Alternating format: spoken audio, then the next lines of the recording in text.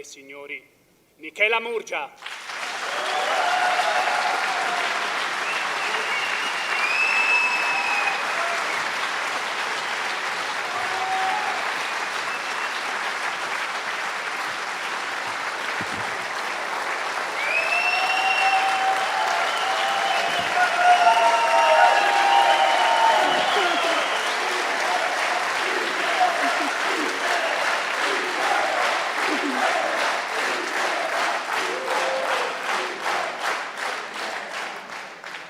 Grazie. Parlare alla fine di questa giornata di incontri e di progetti è un onore prezioso che mi fa sentire davvero grata a tutti voi.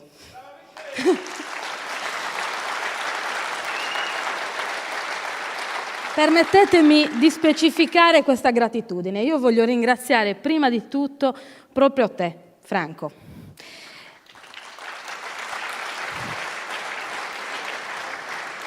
So che non ami parlare in pubblico e che è stato un grossissimo sacrificio farlo qui stasera. So però quanto hai lavorato sotto traccia per mesi in questi anni perché questo giorno fosse possibile. Tu sei davvero il miglior segretario che Progress potesse sperare di avere in questo momento così difficile, così delicato. Quindi in te, non è per te, in te ringrazio tutto il partito che in questo momento è protagonista di un momento di generosità e di forza senza paragoni. Lo dico perché siamo passati in mezzo a difficoltà di ogni tipo. Non c'è bisogno di ricordarle, tutti le conosciamo. Però oggi siamo qui e possiamo dire che non abbiamo mai perso di vista il bene che stavamo costruendo, anche quando non lo vedeva nessun altro. Insieme in questi anni abbiamo tenuto ferma la nostra speranza, che non vuol dire banalmente fantasticare il lieto fine. Significa che le cose che stiamo facendo hanno un senso che supera di molto il loro risultato, qualunque sia. Per questo, anche solo per questo, perché quel senso ce lo stiamo ricordando, io vi devo dire grazie.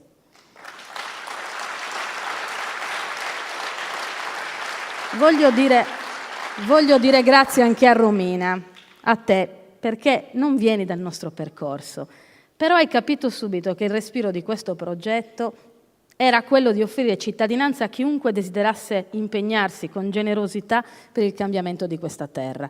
Quella generosità ti appartiene con forza, anche nella tua timidezza. E per questo in te ringrazio tutti quelli che, facendo proprio il progetto comune, anche non indipendentisti, continueranno a essere dentro questa casa anche nei prossimi mesi.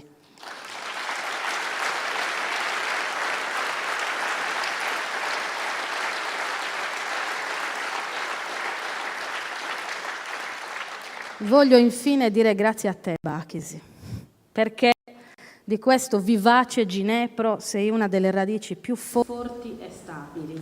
Tu qui oggi a parlare di libertà, di territorio, di futuro, sei la prova che i patti d'onore tra le generazioni di questa terra non sono stati tutti traditi.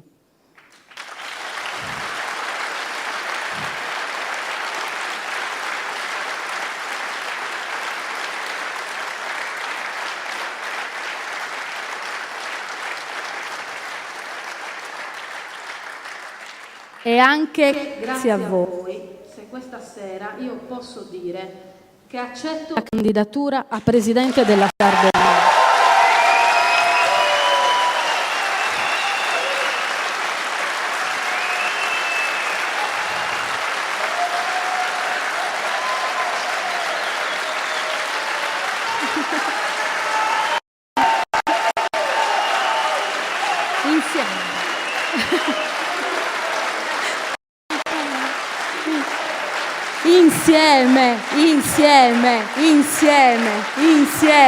Insieme.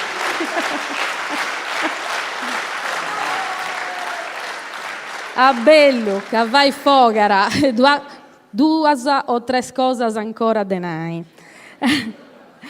Il mio sì nasce dal sostegno forte di Franco, di Romina, di Bacchisio e di tante altre persone che sono e saranno importanti in questa decisione e hanno avuto un peso determinante, però, soprattutto le persone che ho incontrato in questi mesi e che mi hanno regalato le loro preziose storie. Erano storie normali, storie che raccontano una Sardegna vera e possibile. Permettetemi di ricordarle. Ho incontrato Giuseppe e Laura Cugusi, Giovanni e Michelina Busia, che sono qui presenti stasera, che mi hanno dimostrato che dai saperi più antichi si possono fare cose molto nuove, che muovono insieme economia e territorio. Ho conosciuto Daniela Ducato, che ha trasformato in risorsa per l'edilizia sostenibile qualcosa che fino a quel momento ci avevano detto essere un rifiuto speciale, la lana delle nostre pecore. Ho conosciuto anche i metalli di Andrea e Vittorio Bruno, che sono qui stasera, sono di Nuoro, quindi sono un vanto vostro, che portando qui la loro bambina dentro il passeggino mi hanno detto: ti abbiamo portato il futuro, quindi grazie di essere qui. Assieme a loro a Nuoro ho conosciuto le filigrane di Antonello De Logu, di cui abbiamo fatto omaggio a Laura Minteghi prima, con Sagrobe, e anche il vetro di Chiara Secchi e molti altri artigiani e artisti il cui sapere è un'industria sostenibile che silenziosamente in quest'isola sta dando lavoro a centinaia di persone e nessuno ne parla. Ho conosciuto Martina Fanni e il suo nido d'infanzia dove si parla ai bambini in sardo e in italiano. Nella sua storia ho riconosciuto le mie trascorse difficoltà di precaria e la stessa determinazione nel volercela fare a dispetto di un mondo del lavoro che non ha posto per le donne, specialmente se madri. Ho incontrato Efisio Rosso, che è stato su questo palco nell'incontro sulle reti, che è un uomo che non solo ha reinventato il proprio lavoro dentro la filiera del grano, ma ha saputo immaginare e costruire anche il lavoro e i diritti degli altri. Enrico Azzeni e Gianluca Podda, con la loro scuola di musica, mi hanno dimostrato che anche nei posti piccoli ci si può inventare qualcosa di grande e in grado di restituire vitalità a un intero territorio. Daniele Cossu e Maria Rosaria Usai, che sono qui stasera, mi hanno mostrato le potenzialità dell'agricoltura apistica, uno dei 1000 mercati potenziali che non stiamo sfruttando. E Paolo Mele mi ha spiegato cosa vuol dire per un'azienda con 70 dipendenti dover rischiare ogni mese di andare in rosso anche se si è sani, perché il sistema di credito italiano non si fida delle nostre imprese e non le supporta.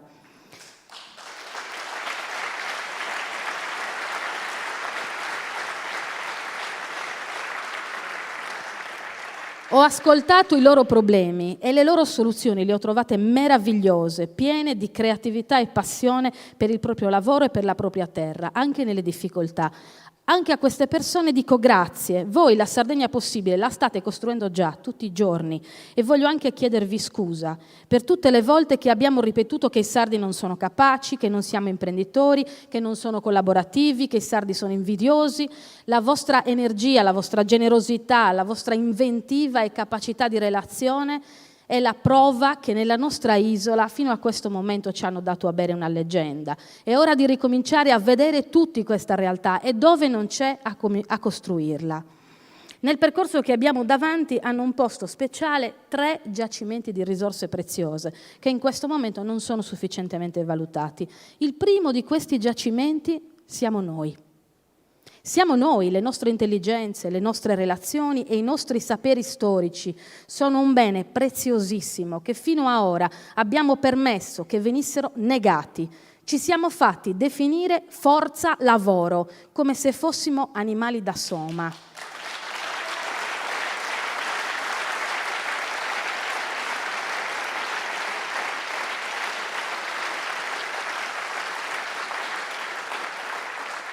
Nel terziario non va meglio, ci siamo lasciati definire risorse umane, come se non fossero le nostre individualità a fare la differenza. Abbiamo permesso che ci chiamassero esuberi, cassintegrati, esodate, esodati, come se fossimo materia informe, senza volto, che non sta più dentro un barattolo diventato troppo piccolo. Ci hanno detto che dovevamo accettare fabbriche improbabili, modelli di sviluppo estranei, sistemi petrolchimici inquinanti e ogni tipo di devastazione perché tanto qui non c'è niente. Come hanno potuto farci credere che qui non ci fosse nulla, mentre invece ci siamo noi? Come è stato possibile? Solo una narrazione mortifera poteva convincerci di non esistere e di non valere nulla.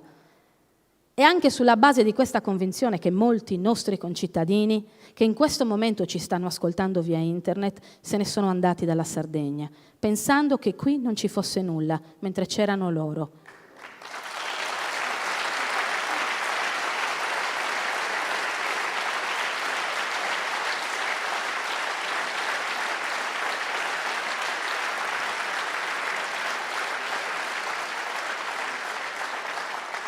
Non possiamo permettere che questo accada nuovamente. La risorsa più importante della Sardegna sono i sardi, non è il mare, non è il carbone, non è il maestrale, siamo noi.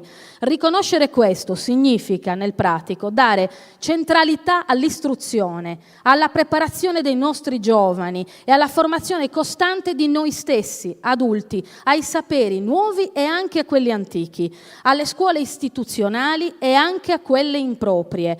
Significa valorizzare la nostra cultura per intero, da quella antica, perché non si perda la memoria di quello che siamo stati, a quella moderna e contemporanea, perché ci rivela chi stiamo diventando. Il concetto di bene culturale deve allargarsi, mettendo tutte le nostre relazioni di popolo al centro di ogni scelta. Se qualcosa cambierà in questa nostra nazione sarda, è perché ciascuno di noi avrà ricevuto gli strumenti per immaginarla diversa.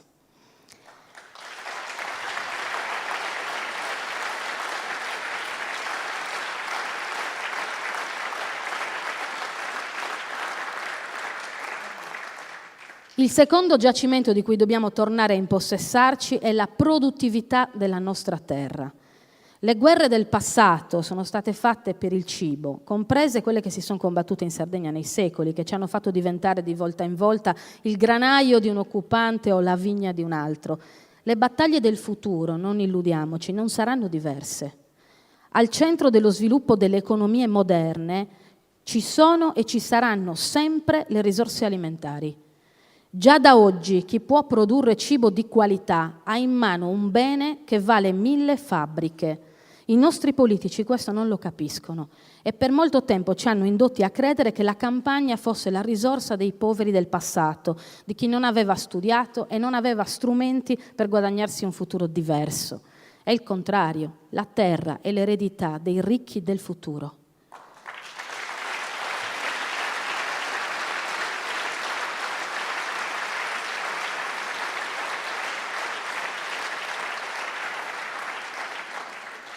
Perché i ricchi del futuro siamo noi, dobbiamo fare in modo che l'agricoltura ritorni produttiva e centrale nelle nostre politiche e che chi lavora la terra, il mare e il bestiame non sia più ridotto a bracciante senza specializzazione alcuna, ma sia riconosciuto per il suo apporto prezioso, supportato da tutte le politiche di ricerca e di formazione e promosso commercialmente in ogni mercato possibile, soprattutto quelli che fino ad ora l'Italia, per le sue scelte di interesse, non è stata capace di immaginare per i nostri prodotti. Dobbiamo farlo noi, perché coltivando la terra conquistiamo sovranità reale sul nostro presente e rendiamo libero il nostro futuro.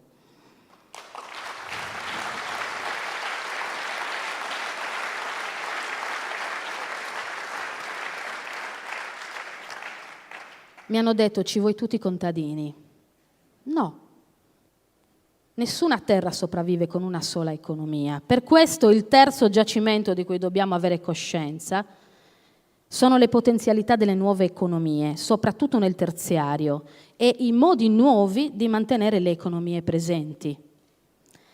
Per farlo, oltre a un diverso concetto di formazione delle competenze, è necessario investire maggiormente sulle nuove tecnologie e sulle energie rinnovabili, due settori che sono in grado di aprirci nuove strade di impiego. La politica regionale in questi anni ha creduto di risolvere il destino di chi stava perdendo il lavoro, sprecando valanghe di soldi pubblici per tenere in piedi le industrie in crisi. Nessun consiglio regionale è stato capace di fare le scelte necessarie per separare il destino dei lavoratori da quello delle loro aziende. Queste ultime sono imprese di mercato, possono andarsene e anche chiudere, ma con esse non può chiudersi l'orizzonte umano di chi resta senza quel lavoro. Per questo non si può continuare a foraggiare il traballante status quo dei grandi gruppi industriali, come se fossero loro la risorsa dell'economia sarda. È vero il contrario. Fino ad ora siamo stati noi a pagare a colpi di milioni di euro pubblici e di acritiche disponibilità politiche la loro inettitudine imprenditoriale. Siamo stati noi la loro risorsa. Gli è convenuto stare qui in Sardegna. I loro interessi sono volatili e sono pronti a spostarsi altrove nello stesso momento in cui gli dovesse convenire di più. Investire su situazioni di questo genere non è l'economia del futuro.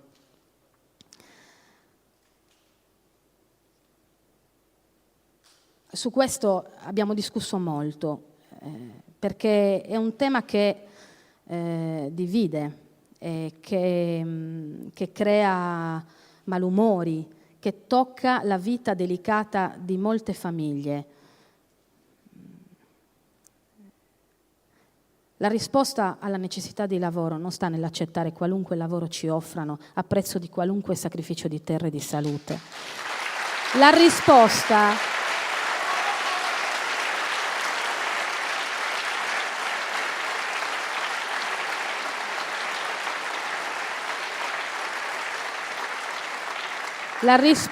che dobbiamo dare, che una politica deve dare, è investire sulla progettazione di economie integrate a nostra misura, amiche e figlie della Sardegna che vogliamo abitare.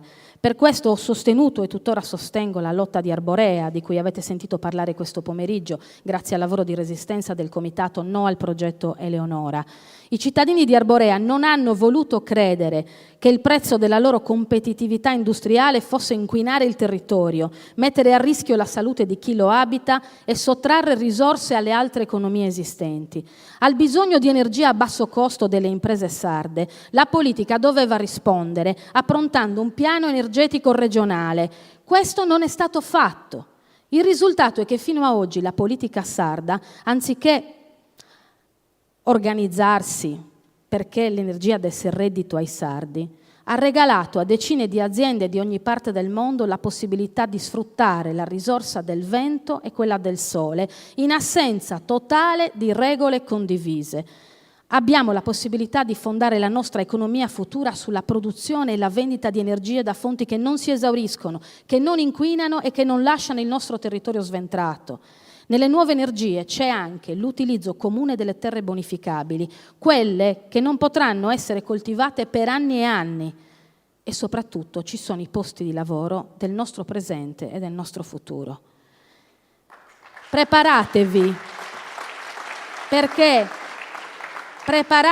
perché salterà fuori come un coniglio dal cappello un piano energetico regionale da parte di chi adesso governa. Vedremo cosa c'è in quel piano, vedremo a vantaggio di chi va, se al centro di quella progettazione ci sono i bisogni delle aziende sarde o non invece i bisogni dei grandi gruppi industriali che hanno devastato la nostra terra. Vedremo cosa c'è scritto in quel piano. Lo vedremo.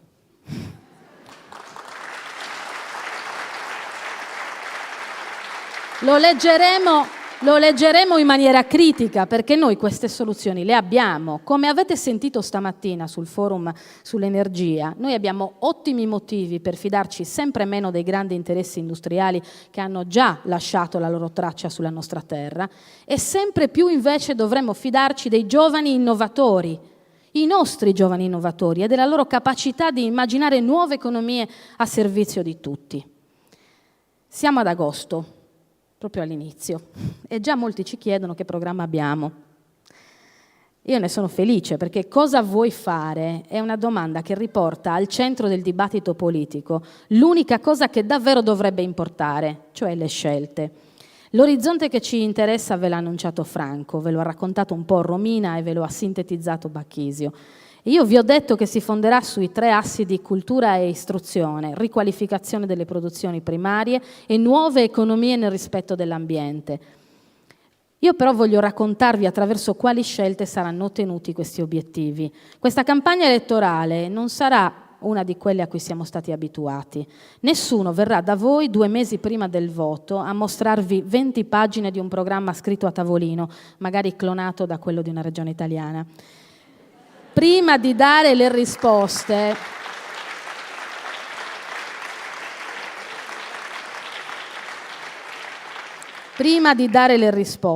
la politica deve tornare capace di ascoltare le domande delle persone. A partire dalla prossima settimana, decine di attivisti di questo progetto andranno a fare esattamente quello che ho fatto io in questi mesi: ascoltare i sardi, farsi raccontare problemi e prospettive e farsi mostrare cosa succede veramente, dalla più remota delle campagne al più grande dei nostri centri urbani. Durante l'autunno individueremo insieme le domande principali dei territori e attiveremo una cosa che si chiama processo partecipativo, dove noi tutti saremo coinvolti in prima persona nel trovare insieme le risposte condivise. Nel fare questo saremo supportati da Yolanda Romano, una delle massime esperte europee di processi partecipativi, che ha accettato di lavorare con noi perché, ha detto, è la prima volta che un politico la chiama prima di fare i casini e non dopo.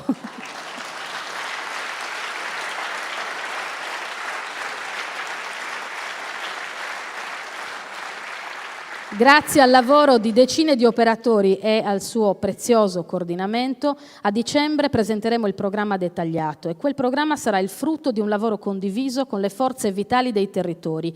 Più ci faremo coinvolgere, più quello che ne emerge ci assomiglierà. Però non vogliamo fermarci a questo. Il giorno in cui presenteremo ai sardi il frutto di quel coinvolgimento, saprete anche chi sono gli assessori che si prenderanno carico di realizzare quelle scelte. Ripeto, saprete chi sono gli assessori prima di andare alle urne. Non aspetteremo il risultato del voto per dirvi i loro nomi, ce lo possiamo permettere. Non abbiamo i coltelli tra i denti aspettando il momento della trucidazione del voto per dare la cadira a chi resta in piedi, scusatemi. Siamo un progetto pulito.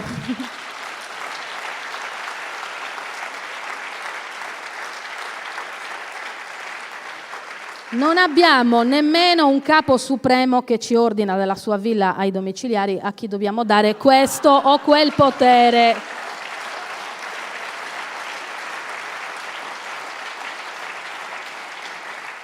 Ce lo possiamo permettere perché abbiamo passione politica, persone preparate e una precisa visione di Sardegna, la Sardegna che vogliamo. Per questo non abbiamo paura di metterci la faccia prima e presentarvi il gruppo che governerà questo processo di cambiamento. Voi mi avete chiesto cosa vuoi fare, però sono settimane che invece i politici dei vecchi schieramenti mi fanno un'altra domanda, l'unica che sembra interessante per loro. E allora? E con chi sei? A destra vogliono sapere se siamo con la sinistra, a sinistra vogliono sapere con quale dei frantumi della sinistra abbiamo intenzione di apparentarci. Io non posso rispondere a queste domande, per me non hanno senso. La coalizione che stiamo costruendo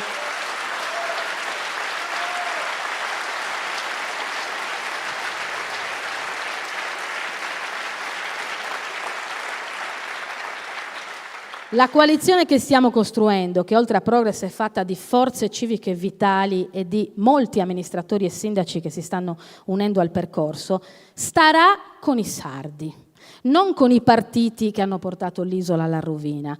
Mi rivolgo quindi prima di tutto in questo discorso agli amici indipendentisti.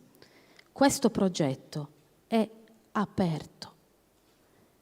Se l'idea di associarvi al centro-sinistra o al centro-destra non vi sembra dignitosa né politicamente adeguata al vostro percorso, sappiate che questa casa è vostra ed è una casa dove non dovrete mai camuffare con furbi neologismi la sola parola che ci rappresenta: indipendenza.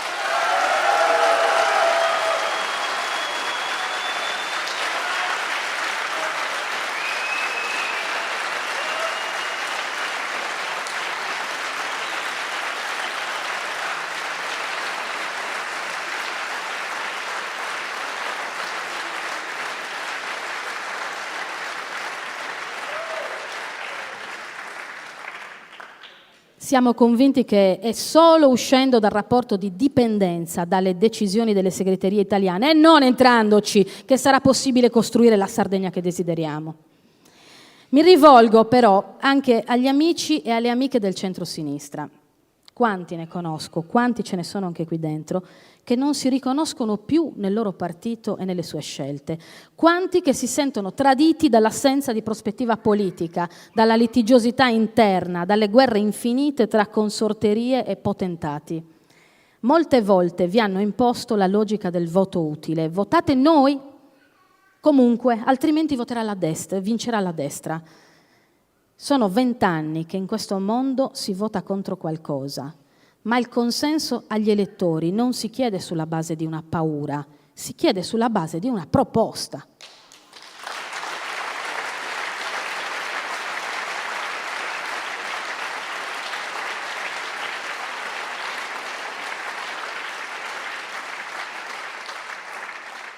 Per questo non ho paura di dirvi che se il centro-sinistra sardo ha da offrirvi solo la sua paura, qui non è così. Qui non vi si chiede di votare per sconfiggere un avversario, ma di farlo per far vincere la passione verso un'idea, una visione, una proposta di società, che è l'unica cosa che rende la politica bella e dignitosa. So che per settimane si è vagheggiato sui giornali che io potessi fare le primarie del centro-sinistra, ma devo darvi una notizia: nessuno me lo ha mai chiesto. Se lo sono minacciati tra di loro per influenzare a vicenda i loro equilibri interni di potere. Ma io non appartengo a quelle logiche e né mi interessa appartenervi, e credo anche che non vi appartenga nemmeno la maggioranza degli elettori di sinistra, che da anni attende di sentirsi fare una proposta di società che abbia al centro i diritti, l'uguaglianza, l'attenzione al lavoro, agli ultimi, e riceve invece in cambio scelte incomprensibili per la sua sensibilità, visioni incompatibili con un orizzonte progressista e persino accordi di governo con quelle stesse parti contro le quali si era andati a votare. Alle prossime elezioni, quindi, non sarete più chiamati a scegliere tra destra e sinistra, anche se cercheranno di farvelo credere. Sarete chiamati a scegliere tra chi vi propone la paura, la confusione, la divisione dei suoi giochi di potere e chi invece vi offre una proposta, una passione e la prospettiva di una Sardegna possibile. Ciò che io vi chiedo è un atto di coraggio.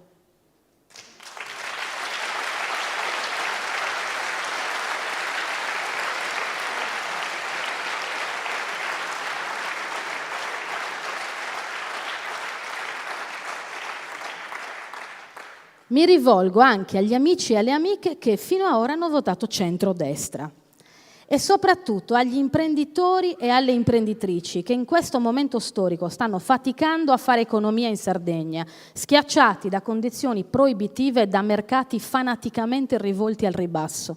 So bene che cosa state facendo e quanto sia faticoso per voi tenere in piedi l'economia di quest'isola, continuando a dare lavoro ai vostri dipendenti e senza smettere di far camminare le idee che vi hanno portato ad aprire le vostre aziende. Le storie delle persone che ho incontrato in questi mesi e che vi ho nominato all'inizio di questo discorso sono storie di imprenditoria, di creatività, di rischio e passione per il nuovo. Credevo di sentire i loro protagonisti parlare di crisi, di stagnazione del mercato, di recessione quando sono andata a parlarci. Invece la maggior parte di loro mi ha confidato che sta morendo di burocrazia, di tempo perso.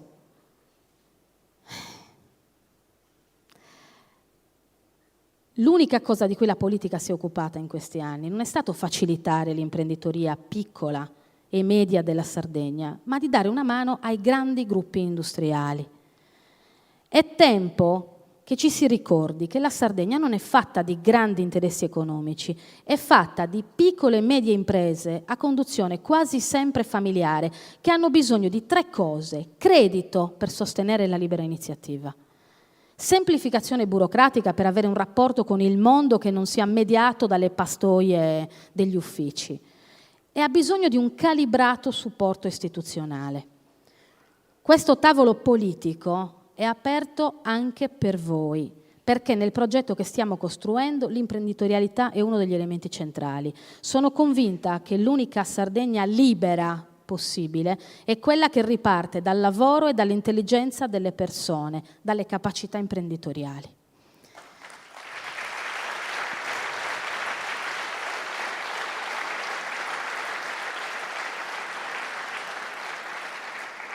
Mi rivolgo anche agli amici che hanno dato fiducia al Movimento 5 Stelle, perché spalancasse le finestre chiuse della politica.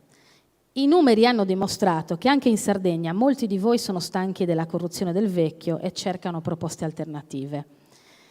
Ora è il momento in cui quell'entusiasmo e anche la giusta rabbia che lo muoveva devono diventare progetto, perché la volontà di cambiare ha valore solo se annuncia una visione di mondo costruttiva. Questa terra ha bisogno di soggetti capaci di stringere un nuovo patto con il proprio territorio e con le forze, tutte le forze di cambiamento che lo animano. Se votare per rabbia non vi basta più, questo progetto qui in Sardegna è anche casa vostra. Nella Sardegna che vogliamo costruire non sarà sufficiente però cercare colpevoli. Noi cerchiamo soluzioni.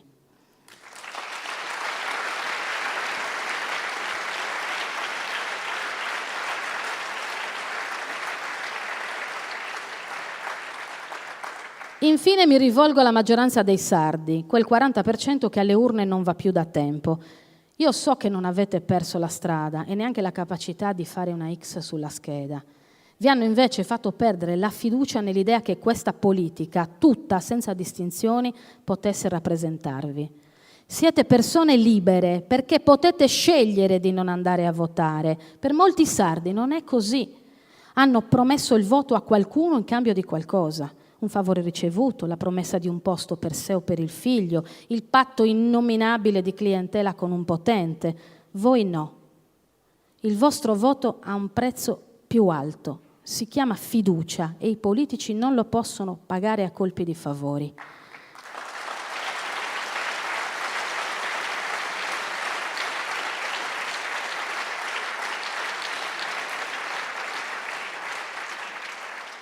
A voi, a quel 40% che non va più alle urne, chiediamo di guardarci, di stare a vedere cosa faremo durante questi mesi, di osservare come, dove e con chi lo faremo, di giudicarci dalle scelte, perché anche il modo in cui si portano avanti le campagne elettorali racconta la storia di chi le sta conducendo.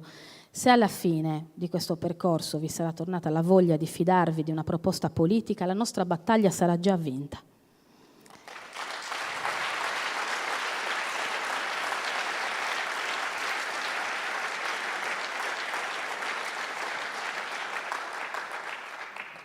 Manti consigliado e non mi vuole una questione in sardo. Poi ta seus in ugoro e deus eu campidanesa e poi di dessi che a me da gente non comprenda tutto su ghinnaru. Mantinau de non questiona in sardo, poi ta seus ascoltaus in streaming de medas amigus in sarrezza internet, fenza da Italia ed es Europa, e poi di dessi che a me da non comprendanta nuda de su ghinnaru. Mantinau fenzasa de non mi bonni a questiona in sadru, poita su sadru non è limba de cosas ufficialis e de importu, ma sceti de brullas e de confidenzia. Deu questa cosa non da creo. Est accabau su tempus, poi sadrus de non si comprenda a pari.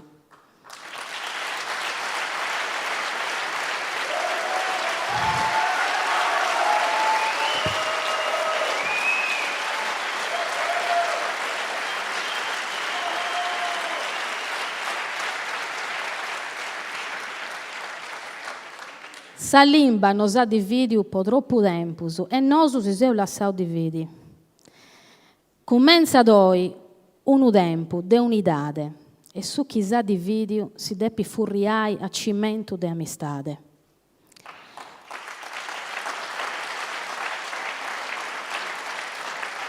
Custa cosa si dannaru, poita su progettu chi seus andendo a fai è cosa de troppu un portu, po da contai ai fillus in una limba sola.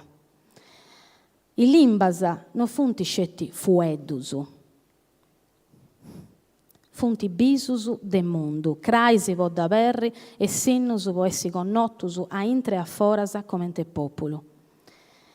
Duncas, in questa campagna elettorale, non si spanteasa, si seisa intendi che stionendi in limba nostasa, tutto ischideneusu, estempusu po sa Sardigna, dendi bogaia foras ad ogni prenda, e desi vai bella commenti mai estistettia. A sa Sardigna chighereusu, bacchisi, donare offensa vodui, non data mancai nudda, manco sa limba.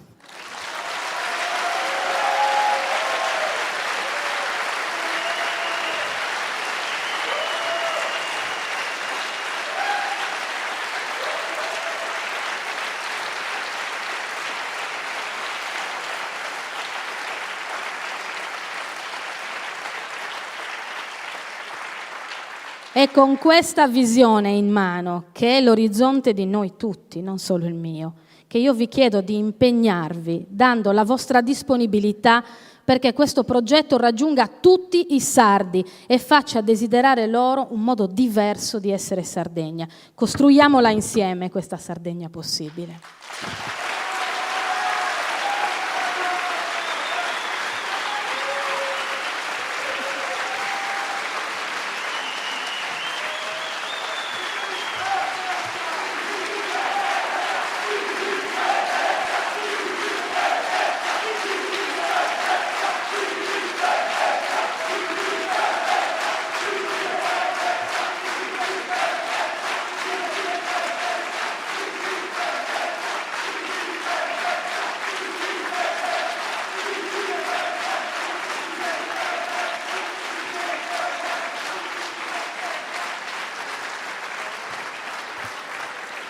E ora a mangiare e s'avvesta. Grazie a tutti.